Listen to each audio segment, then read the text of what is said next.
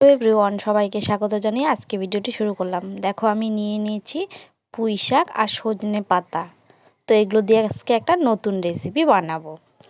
তো পুঁই শাকগুলোকে এভাবে ছোট ছোট কুচি কুচি করে কেটে নেব সবগুলো।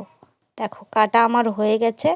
তারপরে সজনে পাতাগুলোকেও এভাবে কেটে নিতে হবে। তো সজনে পাতাগুলোকে প্রথমে এভাবে ছিঁড়ে নিতে হবে, তারপরে এগুলোকে কেটে নিতে হবে। তো আজকে একটা তোমাদেরকে নতুন রেসিপি বানিয়ে দেখাবো। সবাই ভিডিওটা স্কিপ না করে দেখতে থেকো কিভাবে আমি বানাই। তো দেখো সব কিছু আমার কাটা হয়ে গেছে।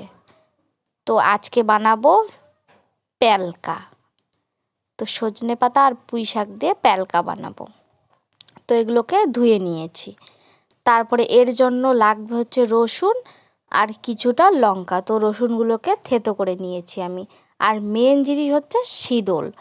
তো শীদল তো লাগবে, শীদল ছাড়াও বানানো যায়, শীদল দিলে বেশি ভালো হয়। তো শীদলটাকে জলে এইভাবে গুলিয়ে নিয়েছি। তারপরে কড়াইতে তেল দিয়ে রসুন লঙ্কাগুলোকে ভেজে নিয়ে তারপরে এর মধ্যে দিয়ে দেব শীদলটা। দেখো খেতে কিন্তু দারুণ হয়, সবাই বাড়িতে ট্রাই করে দেখো। তারপরে এগুলো যখন ভাজা হয়ে যাবে তারপরে দিয়ে দেব, আমি কিন্তু সোডা দিইনি, একটা এটা হচ্ছে বাড়িতে বানানো সোডারই কাজ করে, এটাকে কি বলে, ছ্যাঁকা বলে। তো তারপর ওগুলো দিয়ে সজনে পাতাগুলোকে দিয়ে তারপরে লবণ দিয়ে ভালো করে নাড়িয়ে চাড়িয়ে কিছুক্ষণ রান্না করে নেব। আর এটা রান্না করতে সময় কিন্তু বেশিক্ষণ লাগে না। দেখো আমার রান্না প্রায় হয়ে গেছে। তো একটু হাতা দিয়ে ভালো করে নাড়িয়ে চাড়িয়ে নিলাম। আমার রান্না হয়ে গেছে পুঁই শাক আর সজনে পাতা দিয়ে প্যালকা। তো সবাই বাড়িতে ট্রাই করে দেখো।